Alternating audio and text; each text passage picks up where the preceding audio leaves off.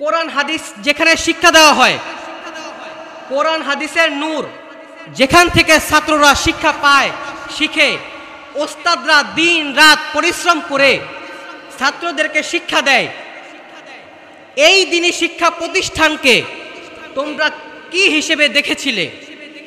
এই শিক্ষা প্রতিষ্ঠানের কোনো খোঁজ খবর, ভালো মন্দ তোমরা বিচার বিবেচনা করেছিলে কিনে? এই সমস্ত বিষয় নিয়ে আল্লাহ তাআলা আপনাদেরকে জিজ্ঞেস করবে। এই কথাটা আমি কেন বললাম? হাদিসের মধ্যে আছে, নবীজি বলেন যে হয় তুমি আলেম হও, না হয় তুমি আলেমের ছাত্র হও, না হয় তুমি আলেমকে ভালোবাসো, কিন্তু আলেমের শত্রু হও না। যেহেতু আল্লাহ তাআলা আপনাদের এলাকার মধ্যে একটা মাদ্রাসা দিছে, ভাই এরকম বড় মাদ্রাসা আমি কখনো কথা বলিনি, আমার হাত পা কাঁপতেছে কথা বলতে। সব বড় বড় উলামায়ে কেরাম, আমার জবান দিয়ে কথা আসতেছে না, জোর করে কথা বলতেছি। এই যে একটা মাদ্রাসা আল্লাহ তাআলা দিছে, ছাত্ররা কি করতেছে, শিক্ষকরা কত কষ্ট করতেছে, এই খোঁজ খবর নেওয়ার দায়িত্ব কিন্তু আপনাদের। পূর্বের উলামায়ে কেরাম বয়ান করছে মাদ্রাসা নিয়েই, এজন্য আমি মাদ্রাসার ব্যাপারেই কথা বলতেছি। দুইটা ব্যাপারে আল্লাহ তাআলা আপনাদেরকে জিজ্ঞেস করবে। এক হলো মাদ্রাসার আমানত, আরেকটা হলো এই মাদ্রাসাটা যে এলাকার মধ্যে আছে এটা আপনাদের জন্য সৌভাগ্য, খুশ নসিব। সকলে বলেন আলহামদুলিল্লাহ। আমি 10 মিনিটে আমার আলোচনাটা শেষ করে দিব। এক নম্বর, আপনাদেরকে কেন জিজ্ঞেস করবে? এই যে কোরআন শিক্ষা হইতেছে মাদ্রাসার মধ্যে, নবীজি সাহাবারা তারা মৃত্যু পর্যন্ত ছাত্র ছিল। তো আমাদের বয়স এত বেশি হয় নাই যে আমরা মাদ্রাসায় আসতে পারবো না। আমার শায়েখ ও মুর্শেদ, আমার রাহবার মুফতি দিলওয়ার হুসেন হাফিজাউল্লাহ বলেন যে আমরা মাদ্রাসার কাছে যাই, উলামায়ে কেরামের কাছে যাই যখন কোনো বিপদ মুসিবতের সম্মুখীন হই। এর আগে উলামায়ে কেরামের কাছে মাদ্রাসায় আমরা যাই না। কেন যাই না? এটা আমরা নিজেরাই বলি যে প্রয়োজন ছাড়া কেউ আমাদের খোঁজ খবর নেয় না। তাহলে একটু নিজের বিবেককে জিজ্ঞেস করে দেখেন, আপনি কি প্রয়োজন ছাড়া আল্লাহকে ডাকেন? ভাই কথা বলতে হবে, প্রয়োজন ছাড়া আল্লাহকে ডাকেন? ডাকেন না। তাহলে মানুষ কিভাবে প্রয়োজন ছাড়া আপনাকে ডাকবে? আমরা মাদ্রাসায় যাই, উলামায়ে কেরামের কাছে যাই বিপদে পড়লে। তো এই যে বিপদে পড়লে আসি, যখন ভালো থাকি, সুখে থাকি, তখন একটু মাদ্রাসার খোঁজখবর নেওয়া আমাদের দরকার না?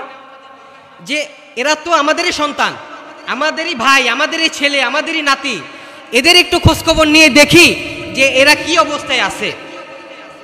এটা গেলে 1 নাম্বার। আর 2 নাম্বার হলো যে এই যে এখানে মাদ্রাসাটা আছে, এটা আমাদের জন্য খুশ নসিব, সৌভাগ্য। কিভাবে? এই যে মাদ্রাসার ছাত্ররা ভাই, ছোট ছোট কচি কাঁচা বাচ্চারা রাত 3টার সময় উঠে, 4টার সময় উঠে তাহাজ্জুদের নামাজ পড়ে আল্লাহর কাছে দুহাত তুলে কান্না করতেছে, আমার জন্য দোয়া করে, আপনাদের জন্য দোয়া করে, মাদ্রাসার জন্য দোয়া করে। এই দোয়ার উসিলায় হয়তো আল্লাহ তাআলা আপনাকে আমাকে এখনো ইমানের উপর অটল রাখছে, বলি আলহামদুলিল্লাহ। এটা গেল 1 নাম্বার। 2 নাম্বার হলো যে আমাদের বাচ্চা যারা আছে, ছোট কচি কাঁচা বাচ্চারা, এদেরকে আমরা দ্বীনি শিক্ষা দেওয়ার জন্য মাদ্রাসায় পাঠাইতে পারবো। বাংলাদেশের প্রখ্যাত আলেমে দ্বীন আল্লামা খালিদ সাইফুল্লাহ আইয়ুবী হুজুর আমাকে ব্যক্তিগতভাবে বলছে যে দেখো, এখনকার পিতামাতা সন্তানদেরকে নিজের হাতে নাস্তিক বানায়, সন্তানদেরকে নিজের হাতে মুনাফেক বানায়, সন্তানদেরকে নিজের হাতে মুশরিক বানায়, কাফের বানায়, কাদিয়ানি বানায়। তো কিভাবে বানায়? সন্তান জন্ম হওয়ার পর থেকেই সন্তানকে দুনিয়া শিখায়, দিন শিখায় না। কিভাবে শিখায়? একটা ছোট বাচ্চা যখন রাত্রে ঘুমাইতে যায়, তার পিতা তাকে ঘুমের আগে বলে, বাবা ঘুমিয়ে যাও, সকালে স্কুল আছে। কথা বলবেন ভাই, ঠিক না? সন্তান ঘুমিয়ে যাও, সকালে স্কুল আছে।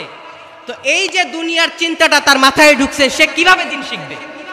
অথচ সন্তানকে বলা দরকার ছিল, বাবা ঘুমিয়ে যাও, সকালে ফজরের নামাজ আছে, বাবা ঘুমিয়ে যাও, সকালে মক্তব আছে, বাবা ঘুমিয়ে যাও, সকালে মাদ্রাসা আছে, বাবা ঘুমিয়ে যাও, সকালে তোমার কোরআন পড়তে হবে, বাবা ঘুমিয়ে যাও, সকালে তোমার হাদিস পড়তে হবে, বাবা ঘুমিয়ে যাও, সকালে তোমার উলামায়ে কেরামের জিয়ারত উঠাইতে হবে।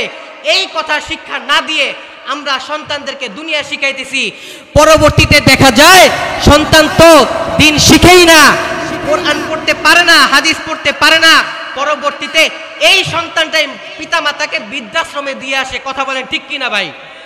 কোনোদিন দেখছেন কোনো আলেমের বাবা বৃদ্ধাশ্রমে, কোনো হাফিজের বাবা বৃদ্ধাশ্রমে? দেখেন নাই। সমস্ত বৃদ্ধাশ্রমে খবর নিয়ে দেখেন, সমস্ত কোটিপতি দুনিয়ায় শিক্ষিত হয়েছে। মুফতি মনসুরুল হক হাফিজাহুল্লাহ বলেন, যারা দুনিয়ায় শিক্ষিত তাদেরকে হযরত একটা নাম দিছে, শিক্ষা আছে, জ্ঞান আছে। অতএব শিক্ষা থাকার পরেও, জ্ঞান থাকার পরেও তারা জ্ঞান পাপী, কারণ তাদের জ্ঞানের মধ্যে শয়তানে প্রস্রাব করে দিছে। কোরআনের কথা তার দিমাগের মধ্যে ঢুকে না, হাদিসের কথা তার দিলের মধ্যে ঢুকে না। এই কোরআনের কথা, হাদিসের কথা না ঢোকার কারণে তার শিক্ষাটা যেন শিক্ষা না হয়ে জ্ঞানে পাপ হয়ে গেছে। কথা বলেন ঠিক কিনা? এজন্য আপনারা আপনাদের সন্তানদেরকে মাদ্রাসায় পড়াবেন তো ভাই, এটা আপনাদের ভাই সৌভাগ্য, খুশনসিব। নিজের সন্তানদেরকে মাদ্রাসায় পাঠান। এই যে 2-3টা ছেলে হাফেজ হয়েছে, এদের চেহারার দিকে তাকায় দেখছেন কত নূর, কত বাচ্চার এখানে বসে আছে এই মাদ্রাসার ছাত্র, চেহারার দিকে তাকায় দেখেন কত মায়া লাগতেছে, কত নূর। আর একটা স্কুলের বাচ্চার দিকে তাকায় দেখেন ভাই, মায়া লাগে না, দেখতে ইচ্ছা করে না। আর ইচ্ছা করবে কিভাবে? স্কুলের মধ্যে শিখানো হয় শরিয়তে অজগর, শরিয়াতে আম, এগুলো শিখায় না ভাই। আর মাদ্রাসায় খোঁজ খবর নিয়ে দেখেন কি পড়ানো হয় শরিয়তে, শরিয়াতে অজু, শরিয়াতে আল্লাহ। প্রথমে তো আল্লাহ শিখাইতেছে, অজু শিখাইতেছে। তো এই ছেলেটা কোরআন শিখবে না তো কে শিখবে? পাকিস্তানের প্রখ্যাত আলেম মাওলানা তারিক জামিল হাফিজাহুল্লাহ বলেন যে স্কুল, কলেজ, ভার্সিটি গুলো এইগুলো শিক্ষা প্রতিষ্ঠান না, এগুলো হলো ব্যবসায়িক প্রতিষ্ঠান, কমার্শিয়াল স্পেস। এই স্কুল কলেজের মধ্যে আপনার আমার সন্তানদেরকে দাঁড়ায় প্রসাব করা শিখাইতেছে। এই স্কুল কলেজ ভার্সিটিতে আপনার আমার সন্তানকে শরীফ শরীফা নাস্তিকের সমকামিতার গল্প শিখাইতেছে। তো এই সন্তানটা কিভাবে কোরআনের শিক্ষা শিখবে ভাই?